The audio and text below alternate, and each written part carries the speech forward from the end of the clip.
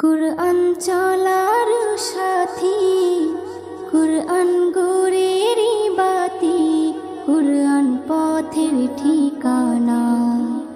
কুরআন চলার সাথী, কুরআন গোরেরি বাতি, কুরআন পথের ঠিকানা।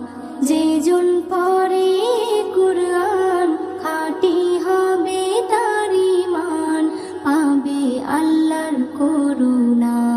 কুরআন চলা